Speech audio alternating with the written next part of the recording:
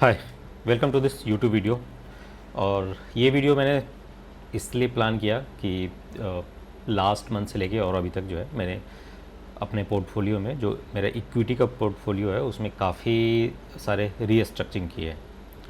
Restructuring से मेरा मतलब है कि मेरे पोर्टफोलियो में काफ़ी सारे स्टॉक्स थे, तो उसमें उसमें जो भी सेक्टर मुझे लग रहा था कि नहीं परफॉर्म कर रहा है, या फिर जो भी स्टॉक्स नहीं चल रहा है, या फिर उसका फ्यूचर नियर फ्यूचर मुझे सही नहीं लग रहा था, तो उसमें से एग्जिट कर रहा हूँ। और जहाँ भी मुझे लग रहा है कि वो परफॉर्म अच्छा कर रहा है आइदर, या फिर आने वाले टाइम में वो परफॉर्म अच्छा करेगा, तो इन दो आई थिंक डिसीजन के बेस पे जो है मैंने ये सब एक्टिविटी की है। तो अप्रॉक्स जैसे मैंने बताया था कई वीडियो में कि ऑलमोस्ट 140 के आसपास स्टॉक्स थे मेरे पोर्टफोलियो में। और उसको जैसे ओवर लास्ट 2 वीक्स में मैं उसको काफ़ी रिड्यूस किया हूँ, और ऑलमोस्ट 70 के आसपास जो है मैंने कम कर दिया उसको, मतलब हाफ ऑलमोस्ट उसको कर दिया हूँ। मतलब कि 70 स्टॉक्स से मैं एग्जिट लिया हूँ लगभग अप्रॉक्स, और कुछ स्टॉक्स में मैं ऐड किया हूँ। तो उसके बारे में एक बार मैं बात करता हूँ डिटेल में। अगर मैं सबसे पहले एग्जिट का बताता हूँ, क्योंकि कौन से स्टॉक्स या कौन से सेक्टर्स ऐसे मुझे दिखे जिसमें से मैंने ये डिसाइड किया कि एग्जिट करते हैं। तो सबसे पहला जो सेक्टर था वो आईटी का था। आईटी में मैं काफ़ी अच्छा पोजीशन ले रखा था, और मेजरली जो भी स्टॉक्स हैं आईटी के उन सारे में ही मेरा पोजीशन ठीक ठाक था। चाहे आप जैसे इन्फोसिस, टीसीएस, कोफोज, केपीआईटी, और भी विप्रो, जो भी आई थिंक प्रोमिनेंट नेम्स हैं, सब में पोजीशन ठीक ठाक था। मतलब मेरे पोर्टफोलियो के हिसाब से ठीक ठाक था एलोकेशन। तो उसमें से मैं एग्जिट लिया हूँ, और मेरा आई थिंक अब ये मानना है कि आईटी अभी आई थिंक नियर फ्यूचर में तो मुझे नहीं लग रहा कि कुछ रिकवरी कुछ कोई खास रिकवरी उसमें देखने को मिले। तो इसलिए मैंने डिसाइड किया कि उसमें से एग्जिट करते हैं। और एआई का कितना क्या इम्पैक्ट आएगा अभी कुछ श्योर नहीं है। तो वो भी इसमें दूसरा फैक्टर था कि इससे जो है एग्जिट करते हैं। और आने वाले टाइम में अगर थोड़ा सा स्टेबिलिटी आता है, कुछ क्लियर कट कुछ अगर लगता है कि हाँ रिजल्ट्स वगैरह अच्छे आ रहे हैं, इनके जो फ्यूचर फॉरकास्ट हैं या फिर जो आगे की ब्लू प्रिंट्स हैं वो अगर सही हैं, तो फिर दोबारा थिंक आउट कर सकते हैं उसमें से। तो पहला तो आईटी का था। दूसरा था टेक्सटाइल का। टेक्सटाइल का मैं पिछले 1.5-2 साल से ही, जब से आई थिंक ट्रम्प इलेक्ट हुआ यूएसए में, और इनिशियली इंडिया के अलावा बाद बाकी कंट्री पे जैसे जो टैरिफ वगैरह का अनाउंसमेंट था, तो उस समय मैंने पोजीशन बनाया था। और तो उस समय से अगर देखो तो कुछ तो स्टॉक्स जो हैं ऑलमोस्ट 25-30% डाउन था। इवन दो कई बार रिकवरी आया, फिर डाउन मूव किया, रिकवरी आया, डाउन मूव किया, तो मल्टीपल इटरेशंस में वो ये हुए। बट स्टिल जब मैं एग्जिट किया हूँ तो उसमें 2 स्टॉक्स ऐसे थे जिसमें कि 25 से 30% का उसमें नेगेटिव रिटर्न था, तो उससे एग्जिट किया हूँ। और 4-5 ऐसे थे जिसमें कि आई थिंक सिंगल डिजिट में नेगेटिव रिटर्न था, तो उस समय भी एग्जिट किया हूँ। और इसमें भी आई थिंक सिमिलर कॉन्सेप्ट है कि टेक्सटाइल का भी कुछ खास अभी जैसे यूएस साइड से कुछ क्लियर वो आ नहीं रहा है कि ट्रेड डील होगा नहीं होगा, होगा तो कितने परसेंट पे होगा। बाद बाकी जो कॉम्पिटिटिव कंट्रीज़ हैं उन पे कितना होगा, तो वो सब क्लैरिटी आने में भी टाइम लग रहा है। प्लस इधर वॉर चल रहा है, तो एक बार क्लैरिटी आ जाने देते हैं, उसके बाद फिर दोबारा थिंक आउट करेंगे। तब तक जो है मैंने सोचा कि एग्जिट करते हैं, क्योंकि बहुत ज़्यादा दिन तक किसी भी स्टॉक्स या किसी भी सेक्टर में पैसे फंसाए रखने से कोई फ़ायदा नहीं है। थोड़ा बहुत लॉस है तो ठीक है, लॉस हम बुक करेंगे, और जो भी प्रोमिनेंट या फिर जो भी मेरे पोर्टफोलियो में जो अच्छे परफॉर्म कर रहे हैं स्टॉक्स उसमें ऐड करते हैं, सो दैट कि जब भी वो दोबारा चलेगा तो वो जो है इधर के लॉस जो है उधर वो रिकवर करके देगा। तो ये मेरा थॉट था। थर्ड जो सेक्टर था वो एफएमसीजी का था। एफएमसीजी में मैं कहूँगा कि उसमें मेजॉरिटी ऑफ स्टॉक्स में मेरे पास जो जो भी था उसमें पॉजिटिव रिटर्न ही था, तो उसमें प्रॉफिट ही बुक किया हूँ। और उसमें से एग्जिट करने का मेरा यही थॉट था कि जीएसटी कट के बाद वो कंपनियां जैसे चली, उसका शेयर्स वगैरह ऊपर भी गया है, और अभी जैसे डाउन साइड कम हो दिया, जब 22,200-300 के लेवल गया, तो उसमें फिर वो सारे जो जितने भी प्रॉफिट थे वो ऑलमोस्ट कॉस्ट टू कॉस्ट आ गए थे। तो ये सेक्टर ऐसा है कि उतना ज़्यादा तेज़ी से नहीं भागता है, बोथ साइड, मतलब नीचे भी उतना तेज़ी से नहीं जाएगा और ऊपर भी नहीं जाएगा। तो एक बैलेंसिंग काइंड ऑफ एक्ट करता है पोर्टफोलियो में। तो इसमें पॉजिटिव रिटर्न था, तो इसको भी, इससे भी एग्जिट किया हूँ, क्योंकि ऑलरेडी ऐसे 22,200 से लेके अभी तक रिकवरी आ चुका है, 24,200-300 के आसपास जो भी लेवल है। तो वो मैंने सोचा कि अपॉर्चुनिटी अच्छा है, उसे एक बार एग्जिट करते हैं, और फिर कभी जैसे आने वाले टाइम में अगर फिर भी लोअर अगर लेवल भी मिलता है तो फिर ऐड कर सकते हैं। तो इसमें प्रॉफिट मैंने बुक किया है। फोर्थ सेक्टर है डिफेंस का। डिफेंस में भी जो मेजोरिटी ऑफ स्टॉक्स थे उसमें मेरा जो रिटर्न था वो पॉजिटिव था, मतलब ये प्रॉफिट ही बुक किया हूँ। और एक आध I think may be cost to cost होगा, अदरवाइज सब जो है 10-20% के मिनिमम रिटर्न में ही था, मतलब पॉजिटिव रिटर्न में ही था। एक दो तो आई थिंक 30% से एबव भी था, तो उसमें से भी मैं प्रॉफिट बुक किया हूँ। और जो फिफ्थ है वो रेलवे के हैं। रेलवे के जो 3-4 प्रोमिनेंट स्टॉक्स हैं उसमें से भी एग्जिट कर लिया हूँ। उसमें कॉस्ट टू कॉस्ट के आसपास है, ना प्रॉफिट ना लॉस। उसमें मैं पोजीशन जैसे 2025 में बनाया था, तो लेवल 2 या 3 बार में मैंने बनाया था, मतलब एक्यूमुलेट किया था। तो उसमें जैसे लोअर लेवल पे भी था, थोड़ा सा मिड लेवल पे भी था, तो वो ऑलमोस्ट अभी के लेवल के आसपास ही था। तो उसमें से मे बी एक आध स्टॉक्स ऐसे होंगे जो कि सिंगल डिजिट या फिर लोअर डबल डिजिट में निगेटिव रिटर्न होंगे, अदरवाइज सारे कॉस्ट टू कॉस्ट पे ही थे, तो उससे भी मैं एग्जिट कर लिया हूँ। उसमें फिर वो वही फंडा है कि कैपिटल फंसा के रखने से कोई फ़ायदा नहीं है, तो उसमें से एग्जिट लेते हैं और उसको कहीं और यूटिलाइज़ करते हैं हाई परफॉर्मिंग सेक्टर के लिए।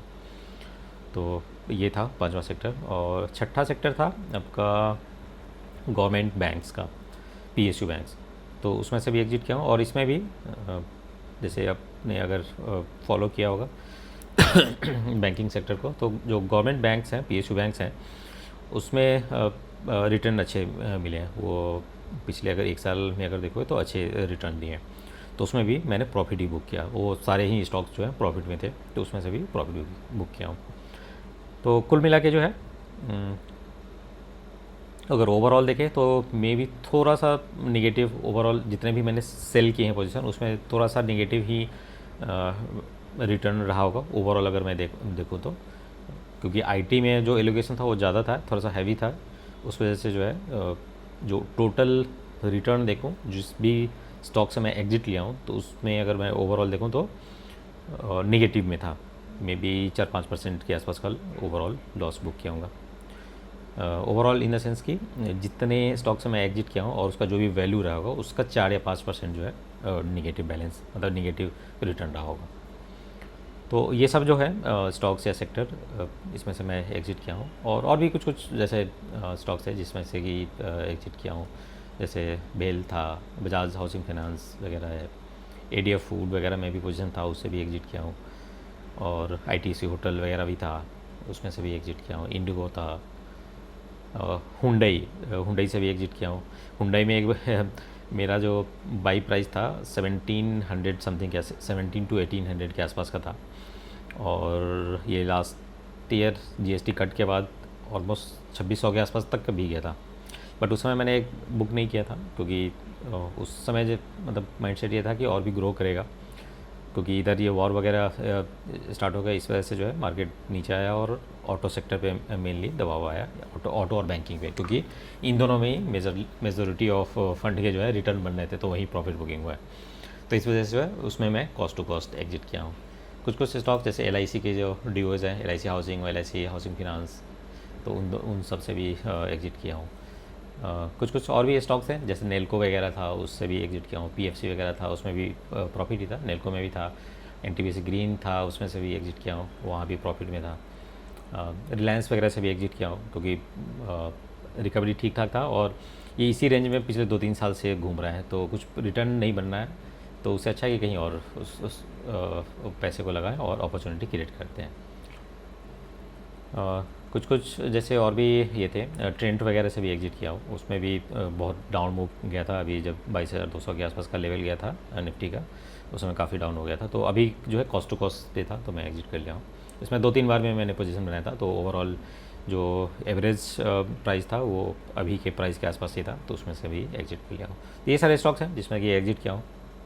और चूँकि नंबर ऑफ़ स्टॉक्स जो सोल्ड है वो काफ़ी अधिक है, और जो बाई मैंने किए हैं वो लिमिटेड है। और लिमिटेड इसीलिए जो कि जो भी स्टॉक्स अच्छे कर रहे हैं या भी जो भी सेक्टर अच्छे करने वाले हैं उसी में मैं जो है मैं अपना फोकस शिफ्ट किया हूँ। तो अगर मैं जिसमें पोजीशन ऐड किया हूँ उसकी मैं बात करूँ, तो पहला जो है सबसे ज़्यादा मैंने जो एलोकेशन किया है वो मार्केट इंफ्रा से रिलेटेड जितने भी जो भी स्टॉक्स हैं, मेरे मेजोरिटी जैसे न्यू एज मतलब न्यूली लिस्टेड कंपनी वगैरह हैं, या फिर कुछ कंपनियाँ जो पुराने भी हैं उसमें भी अच्छे स्कोप दिख रहे हैं, तो उसमें भी ऐड किया हूँ। उसमें ऑलमोस्ट 5-6 स्टॉक्स हैं उस जिसमें कि एलोकेशन मैंने ठीक ठाक कर दिए हैं अभी के हिसाब से। और जितने भी स्टॉक से मैंने एग्जिट किया उस सब का भी जैसे फ़ंड इसमें यूटिलाइज़ किया हूँ। तो जो भी प्रोमिनेंट 5-6 नेम है आप लोग जानते होंगे उसमें मैं जो है ऐड किया हूँ, और जो एलोकेशन है काफ़ी अच्छा है उसमें। तो मैं मतलब काफ़ी बुलिश हूँ उस सेक्टर पे, मार्केट इंफ्रा कंपनी वगैरह पे, तो उसमें अच्छे खासे एलोकेशन मैंने किए हैं। दूसरा है पावर सेक्टर। पावर सेक्टर की भी जो कुछ प्रोमिनेंट कंपनियां हैं उसमें भी मैंने ठीक ठाक परचेज़ किए हैं, और ऑलमोस्ट 3-4 ही स्टॉक्स हैं। आप लोग भी आई थिंक समझ ही गए होंगे कौन कौन है जो भी अच्छे परफॉर्म कर रहे हैं आज के डेट में, आप देख सकते हैं। तो उसमें भी मैंने पोजीशन ऐड किया है, और ये सेकंड नंबर पे लाइक अगर मैं एलोकेशन वाइज देखूं तो जैसे फर्स्ट एलोकेशन जो है मार्केट इंफ्रा पे है, जो सेकंड है वो पावर सेक्टर पे है। तो पावर सेक्टर पे जो है मतलब अगर मैं मान के चलिए कि जो भी मतलब अमाउंट के शेयर्स मैंने शोल्ड किए हैं उसमें से अप्रॉक्स 50% तो मैंने मार्केट इंफ्रा को में एलोकेट किए होंगे, और उसमें से जो बच गया 50% जो बच गया उसमें से 25% मान के चलिए मैंने पावर सेक्टर की कंपनियों पे इन्वेस्ट किए हैं। और वो बाई करने के बावजूद मतलब बाद भी अच्छे खासे वो रिटर्न दे रहे हैं, मतलब उसके बाद भी वो ऊपर गए हैं, और वही सब ट्रेंड देख के मैंने उसमें ऐड भी किया है। और उसमें जो है मेरा व्यू पॉजिटिव है, और आने वाले टाइम में मुझे लग रहा है कि पावर सेक्टर में काफ़ी अच्छा पोटेंशियल है। अभी और भी 10-15% एटलीस्ट तो देगा ही देगा, बट मैं शॉर्ट टर्म के लिए नहीं हूँ, मतलब लॉन्ग टर्म के लिए हूँ। तो मे बी 10-15% और भी ग्रो करेगा, तो ऐसा नहीं कि एग्जिट कर जाऊँगा, वो और भी आगे कंटिन्यू रहेगा। तो सेकेंड सेक्टर ये है। और थर्ड सेक्टर हेल्थ केयर का है। हेल्थ केयर से रिलेटेड जैसे कुछ हॉस्पिटल की कंपनियां वगैरह हैं, जो भी प्रोमिनेंट 2-3 कंपनियां हैं, आप रिसर्च कर सकते हैं। उसमें मैंने ऐड किया है पोजीशन। कुछ मेडिसिन कंपनी भी है उसमें भी मैंने पोजीशन ऐड किए हैं। और इसके अलावा अगर देखो तो ऑटो के जैसे 1-2 कंपनीज हैं, और ऑटो एंसिलरी की उसमें भी थोड़े थोड़े मैंने ऐड किया है। तो ये है बेसिकली वो सारे सेक्टर्स जिसमें कि मैंने पोजीशन ऐड किए हैं, जैसे मार्केट इंफ्रा, पावर सेक्टर और हेल्थ केयर। इसके अलावा ऑटो सेक्टर की 1-2 कंपनियां हैं लाइक ऑटो और ऑटो एंसिलरी के।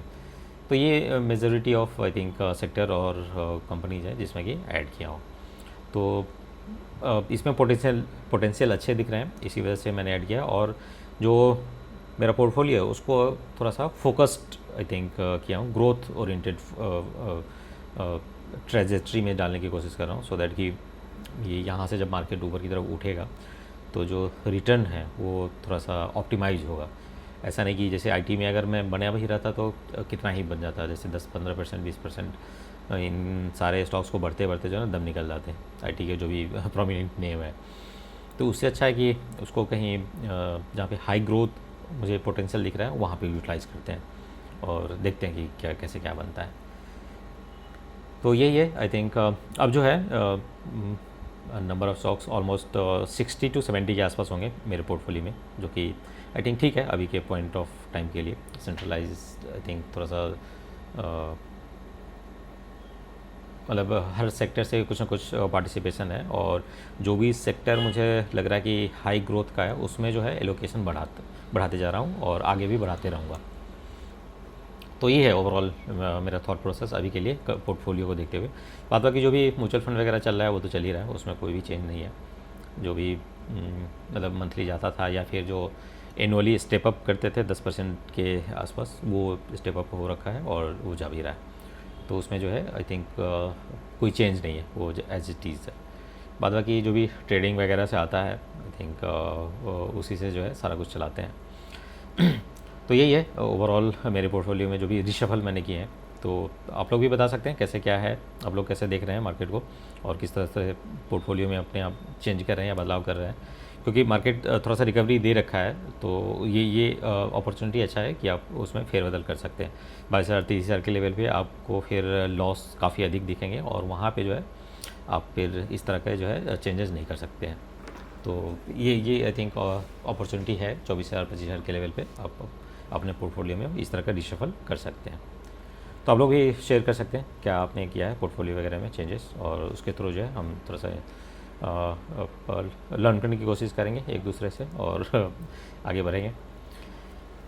तो आज के वीडियो को आई थिंक यहीं तक रखते हैं, और आप लोग इस वीडियो को ज़्यादा से ज़्यादा लाइक करिए और शेयर करिए अपने दोस्तों के साथ, अपनी फैमिली मेम्बर्स के साथ, और चैनल को सब्सक्राइब नहीं किए तो सब्सक्राइब जरूर कीजिएगा। मिलते हैं आपसे कल के वीडियो में। Thank you.